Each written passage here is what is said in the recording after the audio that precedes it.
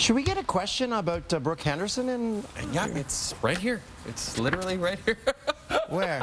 Oh, it's the third one. Okay. Sorry.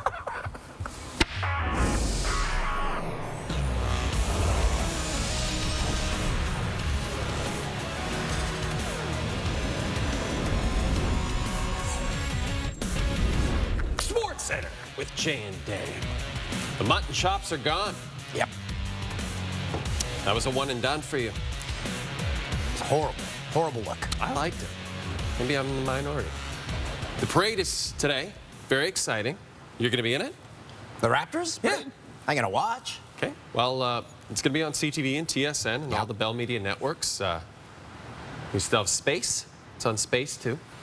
But first, let's delve into yesterday's United States Open Championship. That's right. Everyone figured, okay, it's another U.S. Open, so that means Brooks Koepka, he's going to win this one. Yeah. Well, he was in the mix. He definitely was in the mix. Koepka looking to become the first player to win 3 straight U.S. Opens in 114 years. Flashing back to the final round of the PGA Championship, he was so focused on the task at hand, missed a kiss from his girlfriend. He's like, not right now. What happened on Sunday? Here this week at Pebble Beach. The kiss has happened. The kiss has happened. Joe Buck. Joe Buck. Koepka began his day 4 shots back after a birdie on 1. Koepka on 3. Within 2 feet of the pin. Led to his second birdie of the day. After another birdie on 4, 4-time major champ on 5 from 22 feet. His 4th birdie in his first 5 holes gets within 2 shots of the lead. Gary Woodland, one of the most popular guys among all the players, looking to win his first major title, started his day with a 1-shot lead. Woodland 0 for 7 in his career with leading after 54 holes after an errant tee shot of 9. 9-footer for par. Oh no. Led to just his 3rd bogey of the tournament. Koepka, he's only made 3 birdies on the back 9 all week. 11th hole, a chance to get within 1. Straight up the hill, 10 feet. Right in the center. Koepka now 1 back of Gary Woodland. Oh boy. Tiger Woods began his day 11 shots back. 42-footer for his 3rd birdie of the day. Yes, guy used with permission. Par 5 18th, 15-time major champ.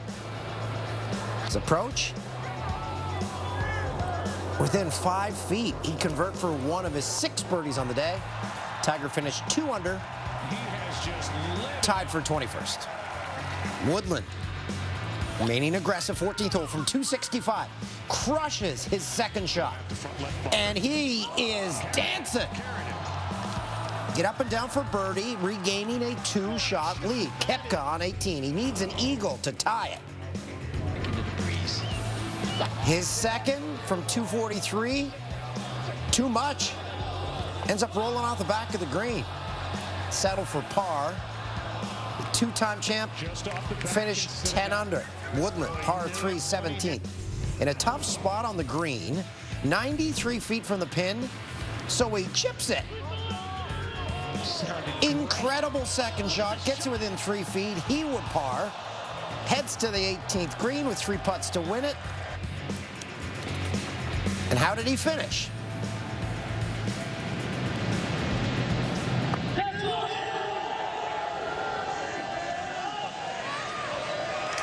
Got it! His first career major title, closing his round with a 30-footer for birdie, wins by 3 shots over Brooks Koepka. Again, a very well-liked guy, a lot of people cheering for him. And his caddy is St. Thomas, Ontario's Brendan Little, who's Mike Weir's caddy for all his PGA Tour wins, including the Masters in 2003. Picks up $2.25 million, and Woodland receives a 10-year exemption at the U.S. Open and a 5-year exemptions into the other majors. But how about that birdie putt to finish up on 18? Koepka was sitting there with our good friend, Joel Klatt, who, if you listen to the Jan Dan podcast, he's on it quite a bit. One of our most popular guests. He was literally having a Klatt chat That's there. right. Klatt chats are the best. Woodland now has 3 career top 10 major finishes. All have come in his last 4 tournaments. And his winning score of 13 under par is the lowest winning score at Pebble Beach at a U.S. Open, beating Tiger Woods 12 under in 2000.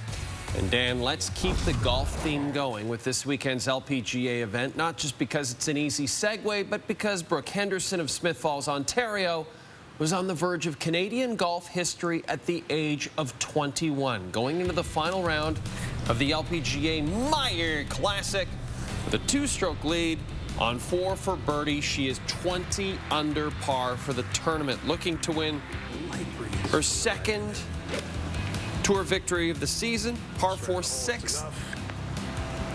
That approach would lead to another birdie. Henderson now with a 2-stroke lead on 13. Henderson to take. This for birdie. Yeah. She moves to 22 under. She's got a 3-stroke lead. She won this event in 2017, par 4 16th. Second shot. She doesn't like it. Comes up short. She would now lead by just 2 shots, looking for a long putt to save par. This will be her first bogey of the day, so she has just a 1-stroke lead going to 17. She finished the 3rd round with 3 straight birdies on 17. This tee shot, obviously, she's not thrilled with. Into the trees, but does some serious damage control on her second shot. She'll find the green. She'll make par. She holds on to that 1-stroke lead as we head to the par 5 18th. Henderson's second shot. The old fairway wood. Oh, does that look good? Center of the green. Gives her a 3-putt for the win. Her father, Dave, was there. Her coach, her dad and her coach.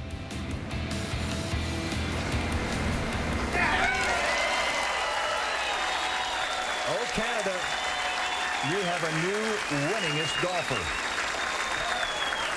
Brooke Henderson has her 9th career victory. Henderson sets the record for most pro wins by a Canadian man or woman at just 21 years old. Her sister Brittany was there as her caddy. Her dad, Dave, was there. It's huge. Your success is a family affair. Your parents are with you every step of the way. This man next to you is your only teacher for your life, and you set history being the most successful and greatest golfer from Canada in history today with your 9th win on Father's Day. Yeah, it's really cool. This is actually my 3rd win on Father's Day, so I need more of those. But I'm so grateful for everything he and my mom have done for both Britt and I, and it really is a family event, and it's just, I'm so happy and really grateful for everything, and I just want to wish everybody happy Father's Day. Congratulations. Well, thank you. Don't leave Dave hanging. Brooke Henderson. Yeah, happy Father's Day, everyone. I don't think I mentioned that. That was yesterday. It's a great time for everyone, I'm sure. Well, maybe it wasn't a good time for everybody. Henderson matching the course record, by the way, her score of 21 under par, set by herself when she won this event 2 years ago.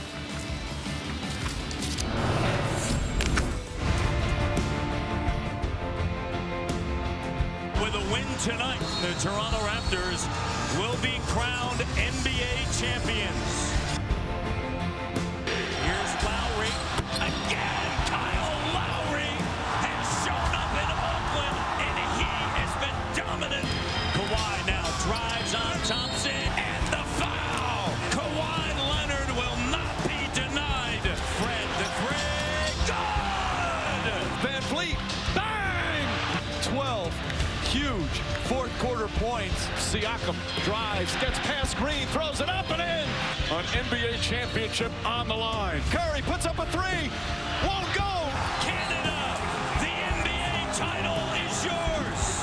The Toronto Raptors are the 2019 NBA champions. It happened. It's real. How sweet it is. And nearly half the country tuned in for at least part of that Raptors Game 6 win, which makes me wonder, what was the other half doing?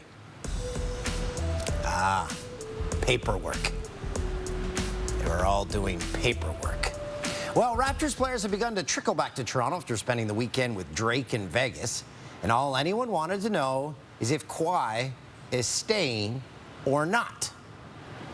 I don't leave anything in the air, so I joke with Kawhi about that from, the first couple of times I talked to him. So I didn't have an in-depth conversation with him because it's not really none of my business. There's nothing more that we can do. I mean, we've done it. The city's done it. This franchise done it. The coaches have done it. The teammates have done it. We've done our job, and the best way to recruit somebody and is to just be yourself. I would assume that he knows what is here and what makes this place special, and if it's enough, it'll be enough, and if it's not, then it's not. I don't really know. I mean, I know he's got to make a decision here really soon, right? A couple weeks. I think he's he had a good season, and people like him here, and we can give him a good deal. I don't know if I'm even allowed to comment on my own guy. So let's move on. Who knows the rules these days? Here we go. Except from all the free restaurants you can go to. The Kawhi and dine, and I even heard that he got a house, or somebody gave him a house or something. I mean, where's my house at? There's not much for me to say to him. He's a grown man with kids. I don't have any kids yet, but we're both grown, make our own decisions for what's best for him and his family. He's going to consult with his family, his agency, and whoever else he keeps close to him. That decision weighs on, I think, a lot of other guys' free agency decision. But for me, some weight on his decision, but mine is just, figuring out what's the next chapter for me, the best position for me. And the Raptors are back in Toronto just in time for Monday's championship parade. You can watch it all go down on CTV and TSN. Coverage starts at 9. The parade kicks off at 10 a.m. Eastern. And the rumor is Drake is even going to be in the parade.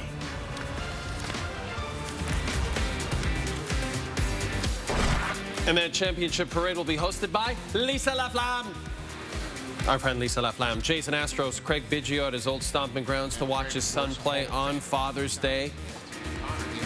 Top 2, Kevin Biggio. Strike 3. Dad says, let me have a look at that monitor.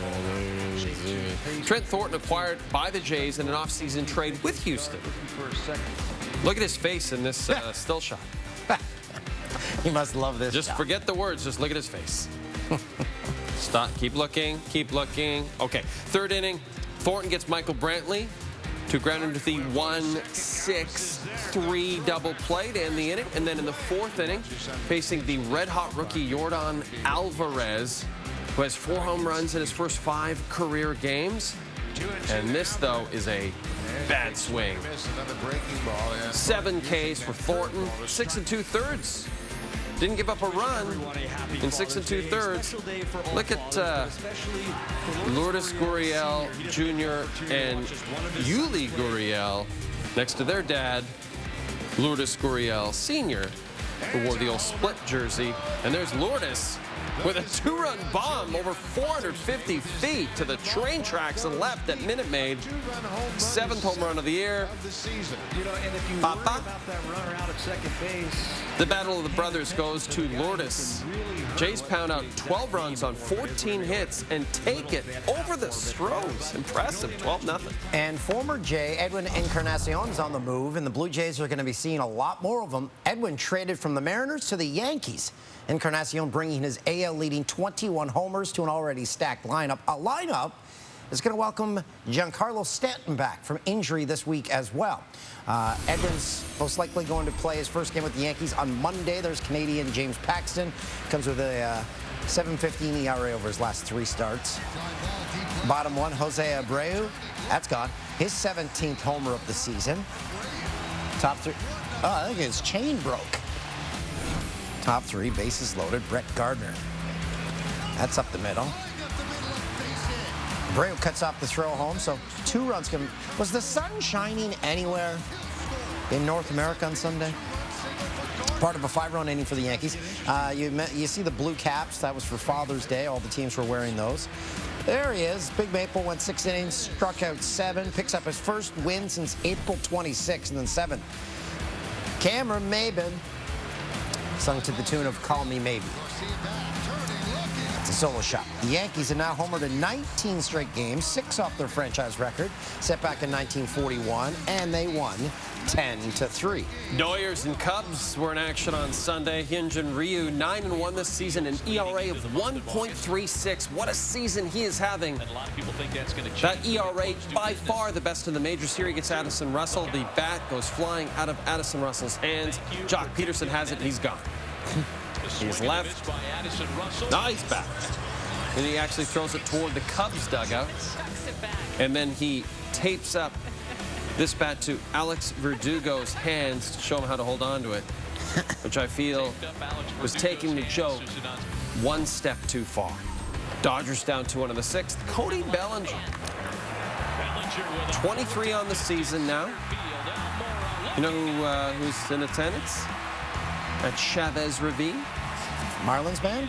No, Mom and Dad. Mama. Bottom 8. We're still tied at 2. And Marlins band back there too. Russell Martin. Canadian. Chris Taylor. That is not the best slide, but he is safe. And that is the difference in this baseball game. As the Dodgers take 3 of 4 from the Cubs. Here, right over here. See these things, they put them on our belt and the clip comes off and then it's, anyway. Yeah. We need a better, you know who would be great to sponsor our walkover clock, other than Parade Enthusiast Magazine, which is a terrific periodical, no question about it. But a company that makes better clips that could clip these packs to our belt. Because these things keep falling off and they're kind of a disaster. Speaking of parades. Oh, I see mine came in. So you find at parades, everyone's just waving at each other. Yeah, that's kind of the point, isn't it? I guess. But you don't do that in a normal day. I guess it's weird because someone said, well, I want to go see the players up close. But they're not. No one's going to be that close. No. We're being spoil sports. No, You're going to be there, front and center, on Drake's bus. That's right. I wonder if Drake actually has his own bus. We'll find out on Monday. Hey, Riders fans, got bad news for you. QB Zach Collaros going to be placed on the 6-game injured list after taking a hit from Simone Lawrence on Thursday. It's going to be the second consecutive season Collaros is sidelined due to injury. It's tough as a backup because, you know, anytime you play, it's probably because of a bad situation, right? Obviously, I wish the best for Zach, and I wish he was still playing for us. But it was tough as a quarterback when you give yourself up like that. You're just kind of defenseless. And Zach, with his history, it's just a really tough situation for the league, for the players. But we got to find a way to cut that out. I don't want to call him a dirty player, but he knows when the quarterback is giving themselves up, he's not supposed to do that. So, you know, I mean, like Mike Edom said, it's on the commissioner, you know. It's not his first time doing it, and probably won't be his last time doing it. And Simone Lawrence scheduled to have a hearing with the league. That was on Saturday. A decision on further discipline is expected from Randy Ambrosi today, as in Monday. And the Riders signed quarterback Brian Bennett on Sunday morning with Cody Fajardo taking Collaros' spot. Something I noticed when we had that clip of Cody Fajardo. Yeah. It's our latest scrum lurker. Look who's lurking. It's Derek Taylor. DT. Former SportsCenter anchor. Voice of the Riders. Play-by-play voice of your Saskatchewan Roughriders. He's having so much fun. Hey, the Riders kick off week 2 in the CFL. For the weekend, the Pelicans traded Anthony Davis to the Lakers. LA paying a big price to pair AD with LeBron.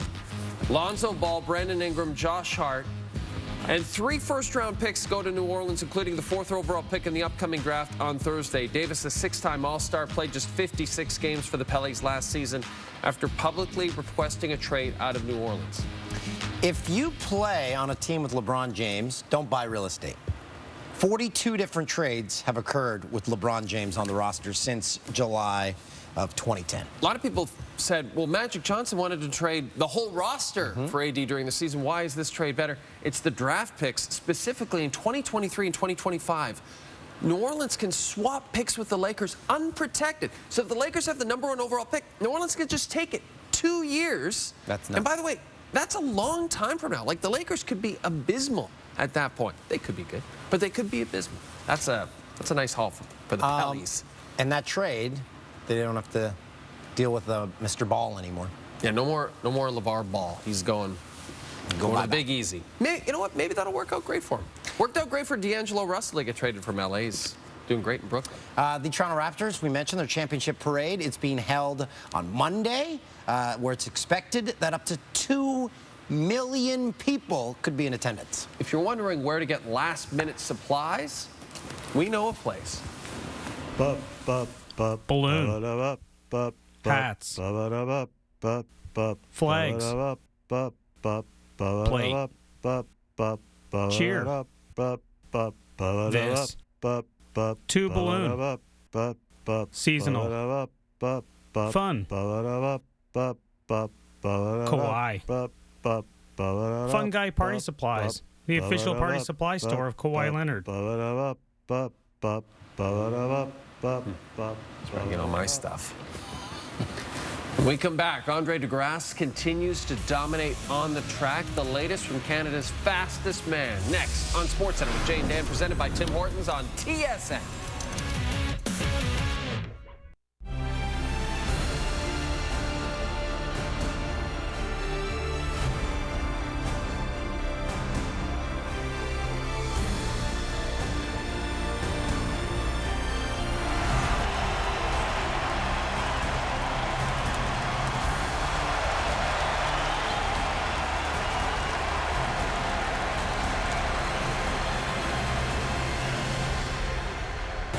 Diamond League from Morocco, 200-meter race. Andre DeGrasse in lane 7, looking to defeat the world champion, Ramil Guliev.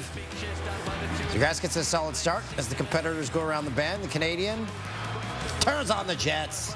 But look at this, the world champion Guliev going well, and here comes DeGrasse. Andre DeGrasse with a surging finish. Is he going to get there? The Canadian's going to take it.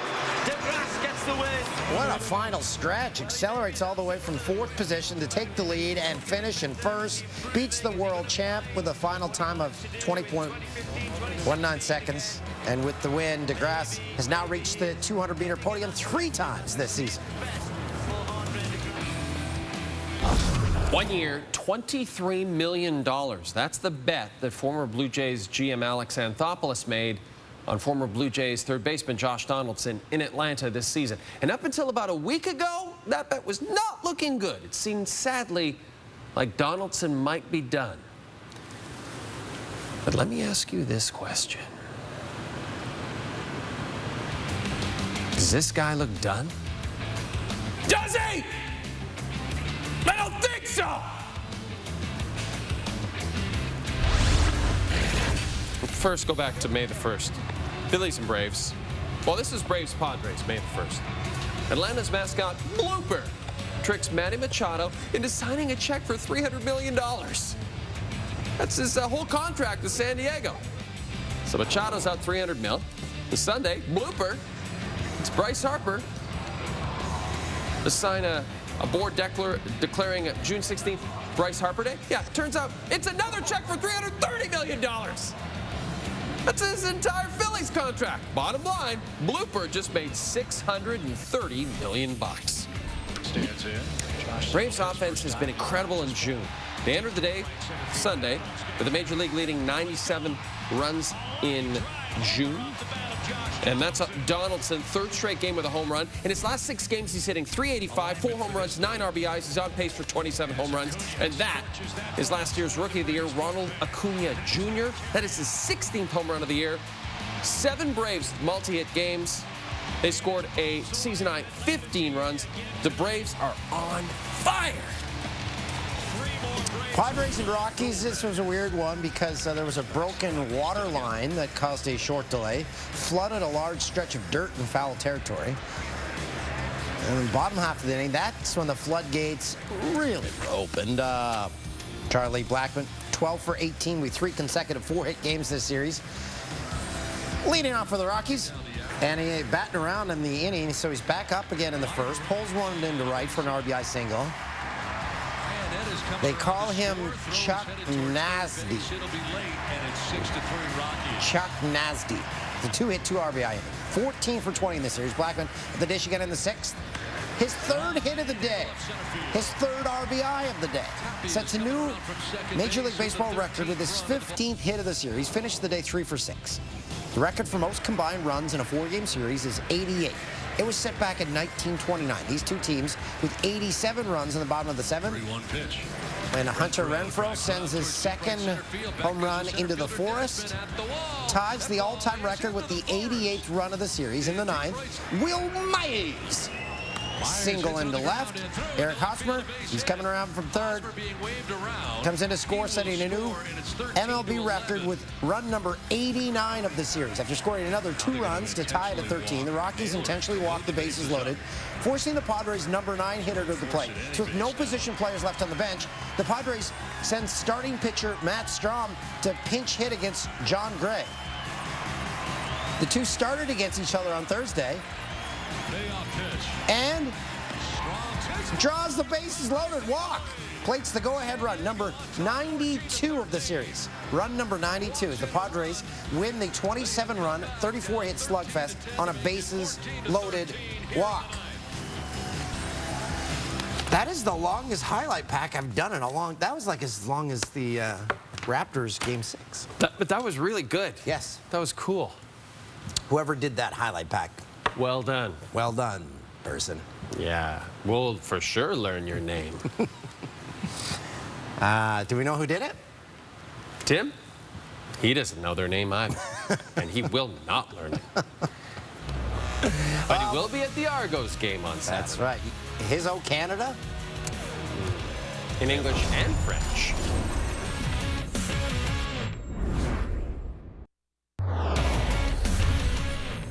Now, I know what you're saying. Hey, where are the Stuttgart Open final highlights on, right? Here they are. It's Canadian Felix Auger-Aliassime taking on Matteo Berrettini. Second set tiebreak. Auger-Aliassime, second set point. Return is wide from Berrettini. Serve was actually called out.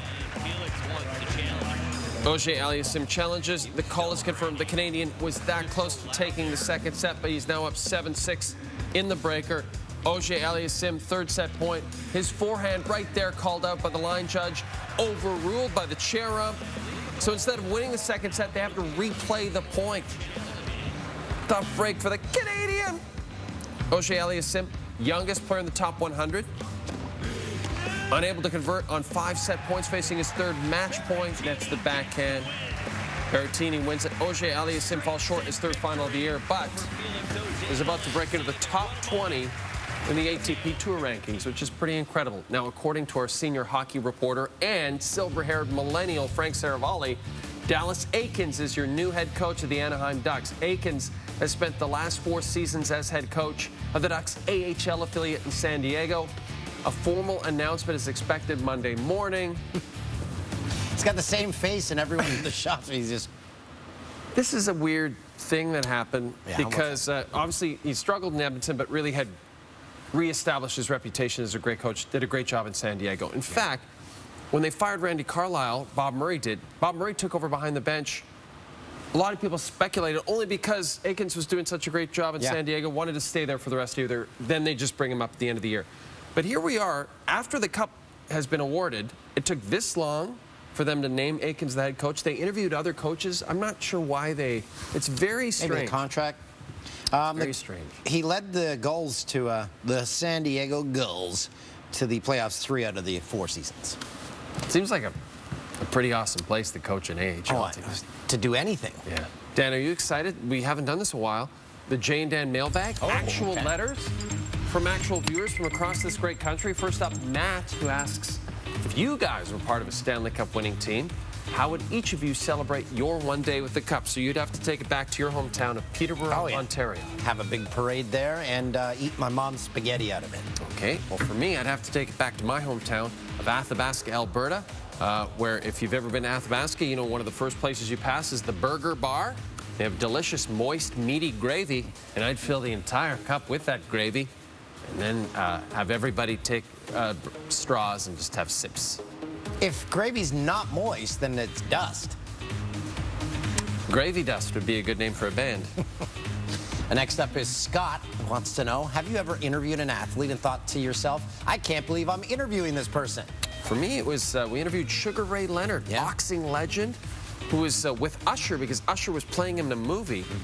in our crew is kind of more excited about Usher, but I was excited about He's a Sugar great Ray. guest. Yeah, how about you?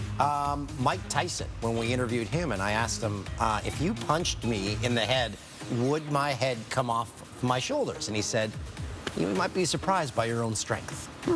It's encouraging words from Mike Tyson. Thankfully, we didn't test out if That's probably for the best. my head would dislodge. And finally, Scott asks this controversial question: peanut butter, chunky or smooth? For me, it's smooth all the way. I had it today. Peanut butter and honey combined. Oh, that's the best. I like chunky. I like the crunchiness. It's funny how do you think it's to do with what peanut butter you had growing up as a kid, like what peanut butter your parents liked? Because we never had chunky in the house. We had smooth. Okay, so not until I got TSN money could I afford my own chunky. Yeah, nice craft chunky. That's right. Hey, that was the mailbag. How's Dan spending those TSN dollars? In the peanut butter aisle. Peanut butter all day. It's the worst play of the day. Piping for the sprinkler system burst at Coors Field on Sunday. And this poor bald boy. He's got a soaker. Get himself some flip-flops. Some Rockies flops. After a few hours, I discovered where it was. Hours. Highlight of the night, Women's World Cup. Chile keeper Christiane Endler. Watch the diving save. Huge stop. That was really nice. I would have argued for that Edinson Cavani goal at the Copa America. And I messed up. This is our segment where we point out our errors. I struggled during the Brooke Henderson board. You butchered Nick Margovich's name during the Jannies. Did I just butcher it? I probably did. We were wondering who did the Rockies pack. It was really good. It was long. It's Adam Dara. Adam Dara. I think we've met him. Do you think as a kid people called him Adam Diarrhea? During the Rockies pack, you said Hunter Renfroe hit a home run in the bottom of the 7th. It was the top of the 7th. Oh. And we both broke our clips for our IFB packs. And we forgot to mention the socks we're wearing. Yeah, sock Look at these. Tim Hortons sent us some. You can buy these in store. Sock it to me, baby. Yeah, you can buy them in store. Yeah, who doesn't want Tim Hortons socks? The other thing we should mention, it's time for Bloop Loops. We have a brand new full screen to introduce Bloop Loops. That'll be introduced next week. Enjoy this. You called our stats guy Hound Dog, who's a beloved character on the show. You called him Hound Guy. To lessen the torque on his injured left knee. Not only that, he's asked the Yankee Stadium... Yet? Yet? Yet? What? He's staying. Braden, one of our camera guys, he's doing Snow Angels right now. Weird, man. To make the dirt around the lot. Sorry. You lost it to Chicago. I can't talk. Sorry, I'm just finishing a cookie that cameraman Glenn's wife Linda made us. It's delicious.